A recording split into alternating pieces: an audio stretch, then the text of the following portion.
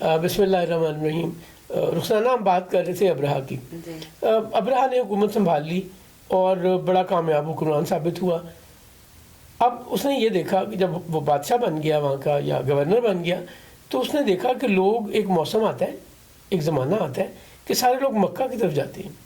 اب یہ چونکہ حبشہ کے رہنے والا تھا تو اسے نہیں پتا تھا کہ عرب میں مکہ کی کیا اہمیت ہے. اچھا, اسے یمن کا گورنر بننے کے بعد پتا چلا. اس نے کہا یہ لوگ کہاں جا رہے ہیں؟ تو اسے بتایا گیا یہ مکہ جا رہے ہیں.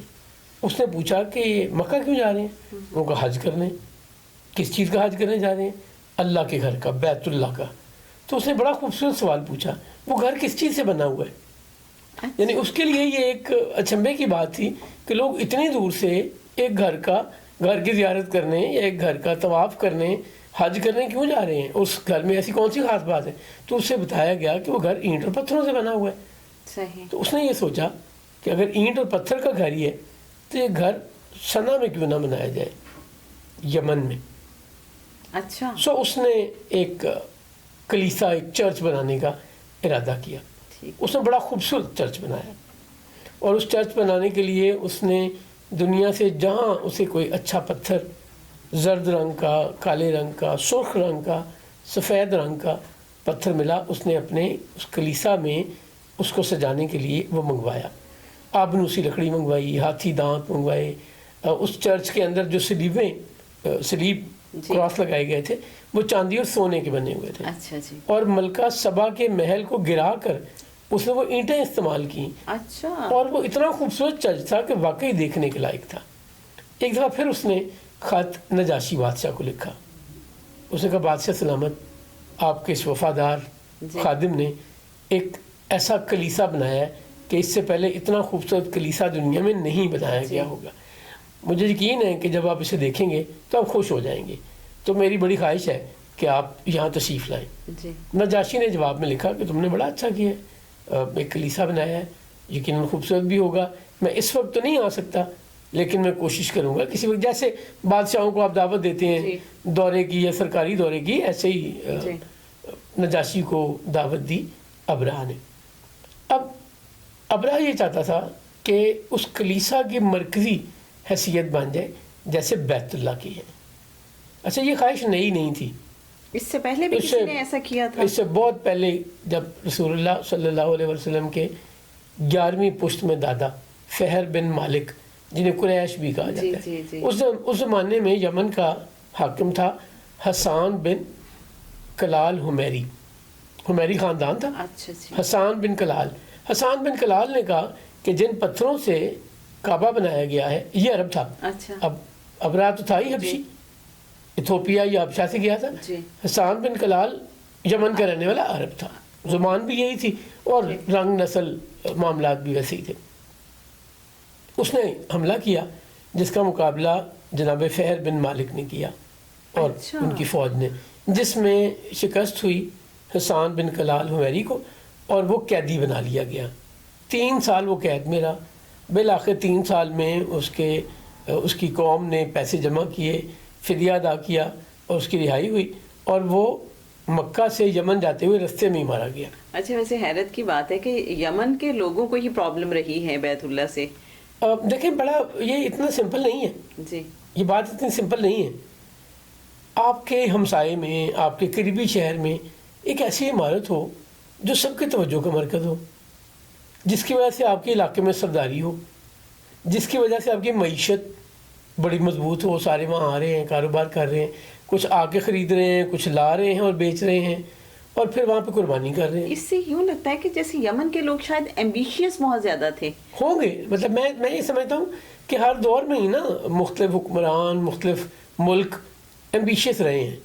ان کو دوسرے کی خوشحالی, دوسرے کی سلطنت بڑی اٹریکٹ کرتی رہی ہے. تو وہ اور ایک اور بہت بڑی وجہ تھی.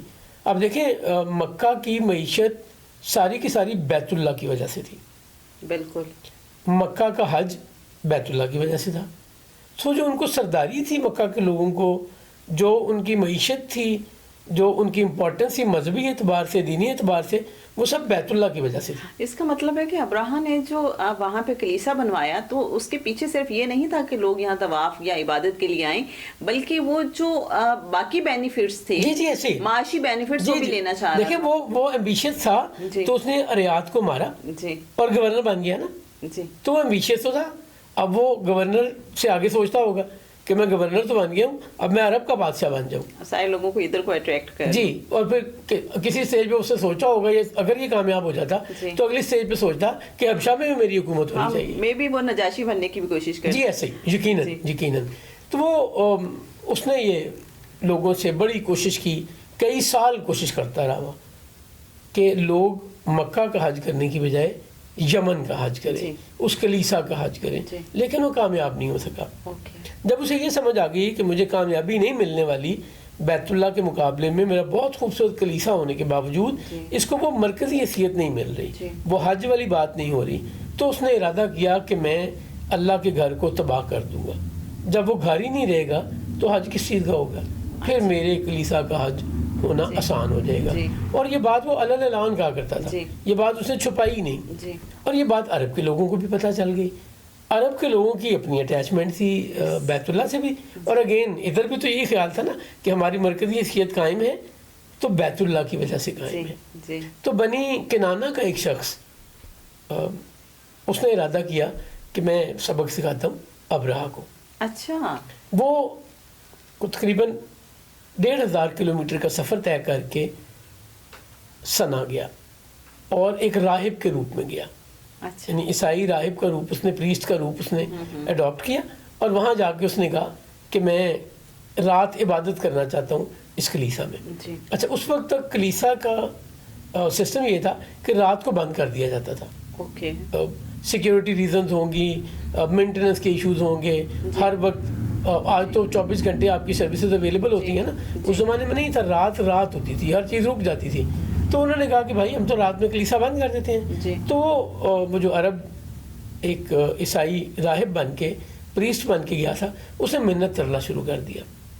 حلیہ بھی وہی اڈاپٹ کیا ہوا تھا، میں تو ہزاروں میل کا سفر طے کر کے یہاں آیا ہوں اور میرا تو اور کوئی مقصد ہی نہیں ہے، خدا را مجھے کلیسا میں رات عبادت کرنے کی اجازت دی جائے۔ وہ وہاں کے لوگوں کو، ایڈمنسٹریشن کو اس چرچ کی سیل کرنے میں کامیاب ہو گیا۔ صبح اسے رات کلیسا کے اندر چھوڑ گئے۔